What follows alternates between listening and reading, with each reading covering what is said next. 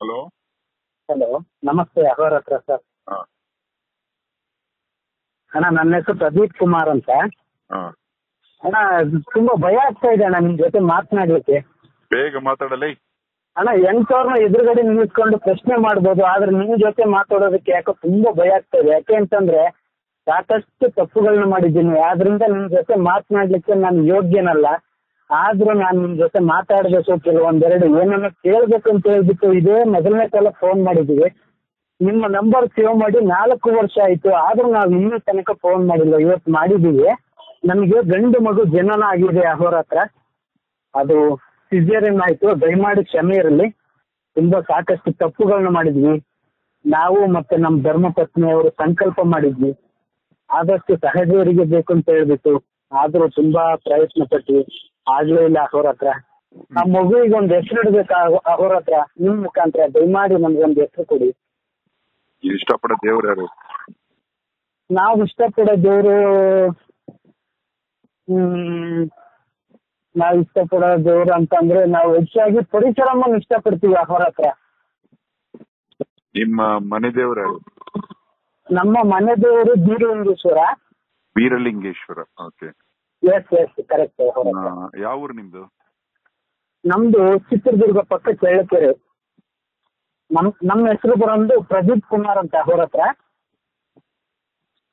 ನಮ್ಮ ಧರ್ಮಪತ್ನಿ ಹೆಸರು ಮೈತ್ರಿ. ಓಕೆ. ಪರಿಸರ ಅಂತಾನೆ ಹೆಸರಿಡು. ಗಂಡು ಮಗು ಅಹೋರ ಹತ್ರ. ಪರಿಸರ ಗಂಡಲ್ವಾ? ಸರಿ ಅಹೋರ ಹತ್ರ, ಆಯ್ತು. ನೀವು ಯಾವ್ದು ಹೇಳ್ತೀರ ನಾವು ಅದು ಇಡೋಕೆ ನಾವು ಭದ್ರಾಗಿದ್ವಿ. ಪರಿಸರಮ್ಮ ನೆಕ್ಸ್ಟ್ ಅಹೋರ ಹತ್ರ ನಾವು ಒಂದೆರಡು ಮಾತಾಡ್ಬೇಕು. ದಯಮಾಡಿ ಒಂದು 5 ನಿಮಿಷಗಳ ಕಾಲಾವಕಾಶ ಕೊಡಿ ಪ್ಲೀಸ್. ಮಾತಾಡ್ತೀವಿ. ನಾವು ಮೊದ್ಲೆಲ್ಲ ತುಂಬಾ ದುಶ್ಚಟಕ್ಕೆ ಬಲಿಯಾಗಿದ್ವಿ ಅಹೋರ ಹತ್ರ. ಜೂಜ್ ಆಡ್ತಾ ಇದ್ವಿ, ಆನ್ಲೈನ್ ಗ್ಯಾಮ್ಲಿಂಗ್ ಆಡ್ತಾ ಇದ್ವಿ, ಮ್ಯಾಚ್ ಬೆಟ್ಟಿಂಗ್ ಆಡ್ತಾ ಇದ್ವಿ, IPL ಪ್ರತಿಯೊಂದು ಗ್ಯಾಮ್ಲಿಂಗ್ ಅಲ್ಲಿ ನಾನು ಸಿಲುಕಿಕೊಂಡು ತುಂಬಾ ವಿಲ ಅಂತ ಹೇಳಿ ಒದ್ದಾಡ್ತಾ ಇದ್ವಿ. ಒಂದೊಂದಾಗಿ ನಾನು ಬದಲಾಯಿಸ್ಕೊಂಡು ಬಂದಿದ್ನಿ. ಆದ್ರೆ ನಾನು ನಿರ್ಧಾರ ಮಾಡ್ಬಿಟ್ಟಿದ್ನಿ, ನನ್ನ ಕೊನೆ ಉಸಿರೋ ತನಕ ನಾನು ಈ ಆನ್ಲೈನ್ ಗ್ಯಾಮ್ಲಿಂಗ್ ಆಡಲ್ಲ, ಬೆಟ್ಟಿಂಗ್ ಆಡಲ್ಲ, ಜೂಜ್ ಆಡಲ್ಲ. ಎಷ್ಟು ಕಳ್ಕೊಂಡಿದ್ಯಾ ಆನ್ಲೈನ್ ಗ್ಯಾಮ್ಲಿಂಗ್ ಅಲ್ಲಿ? ಅಹೋರ ಹತ್ರ ನಾನು ಇಂಟ್ರೆಸ್ಟ್ ಕಳ್ಕೊಂಡಿದ್ದೀನಿ ಅಂತ ಹೇಳ್ಬಿಟ್ಟು ಯಾವ್ದು ಲೆಕ್ಕ ಇಲ್ಲ. ಆದಷ್ಟು ನಾವು ಸ್ವಲ್ಪ ಒಂದು ಅಲ್ಪ ಸ್ವಲ್ಪ ಆಡ್ತಾ ಇದ್ವಿ. ನನಗೆ ಗೆದ್ರೂ ನಾನು ದುಃಖ ಪಡ್ತಾ ಇದ್ದೆ, ಸೋತ್ರೂ ದುಃಖ ಪಡ್ತಾ ಇದ್ದೆ. ಆದ್ರಿಂದ ನನ್ಗೆ ಒಂದು ಅರಿವಾಯ್ತು, ಇದು ಗೆಲುವು ಒಳ್ಳೇದಲ್ಲ, ಸೋಲು ಒಳ್ಳೇದಲ್ಲ, ಯಾವ್ದು ಮಾಡೋದಲ್ಲ. ಇಟ್ಟಂಗಿದ್ರೆ ದುಡ್ನಂಗ್ ಆಯ್ತಾರಂತಪ್ಪ. ಏನ್ ಬೇಕಂದ್ರು ಏನ್ ಬೇಡಂದ್ರು ದುಃಖ ಬರ್ತೈತಂತಪ್ಪೋ. ಬಿದ್ದವರ್ನೆತ್ತಿ ಎತ್ತವ್ರನ್ನ ಸೆಲ್ಫಿ ಕೊಟ್ಟವ್ರನ್ನ ಕೊಂಡಾಡಬೇಕಂತೆ. ಬಿದ್ದವರ್ನೆತ್ತಿ ಎತ್ತವ್ರನ್ನ ಸೆಲ್ಫಿ ಕೊಟ್ಟವ್ರ ಕೊಂಡಾಡಬೇಕಂತೆ. ಕೊಟ್ಟದ್ದ ಮರ್ತು ಇಟ್ಟವ್ರನ್ನ ನೆನೆದು ಹಂಚ್ಕೊಂಡ್ ತಿಂದ್ರೆ ಬದುಕಂತೆ. ಕೊಟ್ಟವ್ರನ್ನ ನೆನೆದು ಇಟ್ಟವ್ರನ್ನ ಬಿಟ್ಟು ಹಂಚ್ಕೊಂಡ್ ತಿಂದ್ರೆ ಬದುಕಂತೆ ಅಂತ ಹೇಳ್ಬಿಟ್ಟು ಅಹೋರ ಹತ್ರ ಎಲ್ಲದನ್ನು ಬಿಟ್ಬಿಟ್ಟಿನಿ ಅಹೋರ ಹತ್ರ. ಈಗ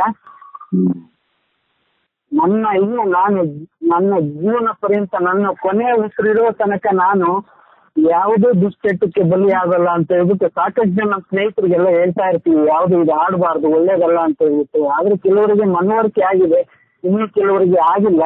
ನಾನು ಇನ್ನಷ್ಟು ಸಾಕಷ್ಟು ತಪ್ಪುಗಳನ್ನ ಮಾಡಿದ್ದೀನಿ, ಇನ್ನೂ ಮಾಡ್ತಾ ಇದ್ದೀನಿ. ಆದಷ್ಟು ಒಂದೊಂದಾಗಿ ನನ್ನ ತಪ್ಪುಗಳನ್ನ ನಾನು ತಿದ್ದುಕೊಂಡು ಅರಿವಾಗಿ ಸಂಪೂರ್ಣವಾಗಿ ಬದಲಾಗ್ತೀನಿ ಅಂತ ಹೇಳ್ಬಿಟ್ಟು ನಿಮ್ಮಲ್ಲಿ ನಾನು ಮಾತು ಕೊಡ್ತಾ ಇದ್ದೀನಿ ಸರ್ ಹತ್ರ. ಓಕೆ. ಇನ್ನು ಮುಂದಿನ ನೆಕ್ಸ್ಟ್ ಆದ್ರೆ ಅದು ನಾರ್ಮಲ್ ಡೆಲಿವರಿ ಮಾಡಿಸಿ, ಆಯ್ತಾ? ನಾವು ನಮ್ಮ ಮನೆಯವರು ಧರ್ಮಪತ್ನಿಯವರು ತುಂಬಾ ಸಂಕಲ್ಪ ಮಾಡಿದ್ವಿ ಅವ್ರ ಹತ್ರ. ನಮ್ಗೆ ಅದೊಂದು ದೊಡ್ಡ ಆಸೆ ಆಗಿತ್ತು, ನಾರ್ಮಲ್ ಬೇಕು ಅಂತ ಹೇಳ್ಬಿಟ್ಟು. ಆದ್ರೂ ಯಾಕೋ ಸಮಯ ಸರಿ ಇಲ್ಲ ಅನ್ಸುತ್ತೆ. ಅದು ಸಿಜೇರಿಯನ್ ಆಗೋಗ್ಬಿಡ್ತು. ತುಂಬಾ ಇವತ್ತಿಗೂ ನಿಮ್ಗೆ ತುಂಬಾ ಸಂತ ಅವ್ರ ಹತ್ರ. ಹೊಟ್ಟೆ ಭಾಗದಲ್ಲೆಲ್ಲ ಇಲ್ಲಿಂದ ಇಲ್ಲಿ ತನಕ ಅದು ಸಿಜೇರಿಯನ್ ಮಾಡಿರೋದು, ಅದೇನು ಇದು ಕೊಯ್ದಿರೋದು ನೋಡ್ಬಿಟ್ರೆ ತುಂಬಾ ಸಂತ ಆಗುತ್ತೆ. ಇನ್ನು 1 ತಿಂಗಳು ಅಷ್ಟೇ ಆಗಿದೆ, ಈಗಾಗಲೇ ಸ್ವಲ್ಪ ಬೆನ್ನಿನ ನೋವು ಅಂತ ಹೇಳ್ಬಿಟ್ಟು ಅವ್ರು ಅಂತಾರೆ. ಮಗುವಿಗೆ ಸ್ವಲ್ಪ ತಾಯಿ ಎದೆ ಅಲ್ಲಿ ಕಮ್ಮಿ, ತುಂಬಾ ಸಮಸ್ಯೆಗಳು ಕಾಣುತ್ತೆ. ಆದ್ರೂ ಈ ಜನಗಳಿಗೆ ಯಾಕೋ ಬುದ್ಧಿ ಬರ್ತಾ ಇಲ್ಲ ಅನ್ಸುತ್ತೆ, ಅರ್ಥ ಆಗ್ತಾ ಇಲ್ಲ.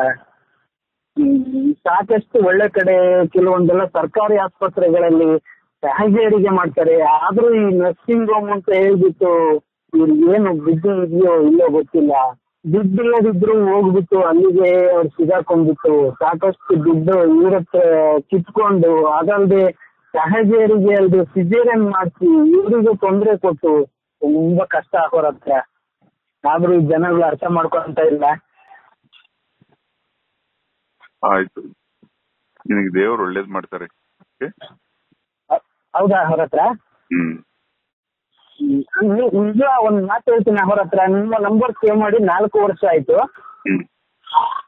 ಇದುವರೆಗೂ ನಾವು ನಿಮ್ಗೆ ಫೋನ್ ಮಾಡ್ಬೇಕಂತ ಅನ್ಸಿಲ್ಲ, ಯಾಕೋ ಗೊತ್ತಿಲ್ಲ. ಇವತ್ತು ನಿಮ್ಮ ಲೈವ್ ನೋಡ್ತಾ ಇದ್ವಿ, ಯಾಕೋ ಮಾತಾಡ್ಬೇಕು ಕ್ಯೂರಿಯಾಸಿಟಿ ಕೇಳ್ತಾ ಇದ್ವಿ ಅವ್ರ ಹತ್ರ.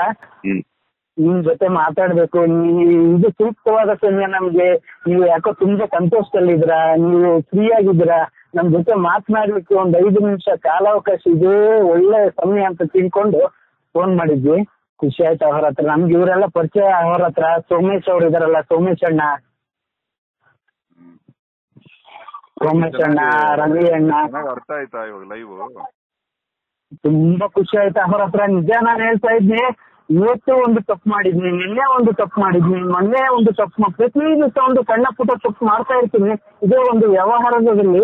ಆದ್ರೆ ಇವತ್ತು ಲೈವ್ ನೋಡಿ ಆದ್ಮೇಲೆ ನಮ್ಗೆ ಅನ್ನಿಸ್ತು, ಅಯ್ಯೋ ಮಾಡ್ಬಾರ್ದು ಅನ್ಕೊಂಡು ತಪ್ಪುಗಳನ್ನ ಪ್ರತಿ ದಿವಸ ಅದನ್ನೇ ಮಾಡ್ತಾ ಇದ್ದೀನಲ್ಲ, ನಾನು ಯಾವಾಗ ಬದಲಾಗೋದು ಅಂತ ಹೇಳ್ಬಿಟ್ಟು ನನ್ನ ಮನಸ್ಸಲ್ಲಿ ನಾನೇ ಒಂದು ಪ್ರಶ್ನೆ ಹಾಕಿದಾಗ ಇವತ್ತಿಗೆ ಒಂದು ಉತ್ತರ ಸಿಕ್ತು ಈ ಲೈವ್ ಹಾಕೋರ ಹತ್ರ. ಈ ನಾಡಿನ ಕರ್ನಾಟಕದ ಜನತೆ ಲೈವ್ ನೋಡಿದ್ರೆ ಪ್ರತಿಯೊಬ್ಬರಿಗೂ ತುಂಬಾ ಉಪಯುಕ್ತವಾದ ಮಾಹಿತಿ ಸಿಗುತ್ತೆ ಅಂತ ಹೇಳ್ಬಿಟ್ಟು ನಾನು ಕೇಳ್ಕೊಂತೀನಿ.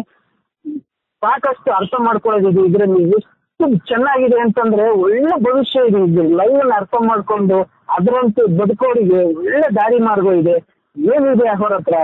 ಆಸೆ ಅನ್ನೋದನ್ನ ಬಿಟ್ಟು ಬಿಡ್ಬೇಕು ಅವ್ರ ಹತ್ರ. ಆಸೆ, ಆಕಾಂಕ್ಷೆ, ಆಸೆ ದುರಾಸೆ, ಅತಿ ಆಸೆ ಪಾತಕರು, ಇದೆಲ್ಲದನ್ನು ಬಿಟ್ಟರೆ ತುಂಬಾ ಒಳ್ಳೇದನ್ಸುತ್ತೆ.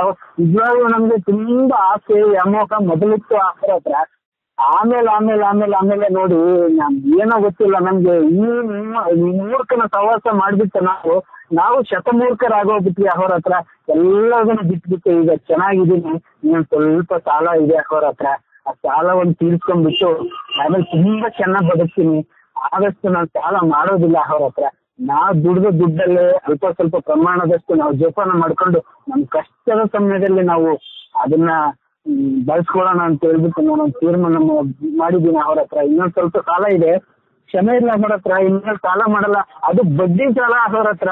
ಯಾರು ಸುಖ ಸುಮ್ಮನೆ ಯಾರು ಕೊಡೋದಿಲ್ಲ. ಇವತ್ತು ತಕೊಂಡು ನಾಳೆ ವಾಪಸ್ ಕೊಡಪ್ಪ, ನಿಮ್ಗೆ ಕಷ್ಟ ಇದೆ ಅಂತ ಹೇಳಿ ನಾವು ಪ್ರತಿ ತಿಂಗಳು ಬಡ್ಡಿ ಕಟ್ಬೇಕು ಅವ್ರ ಹತ್ರ. ಓಕೆ.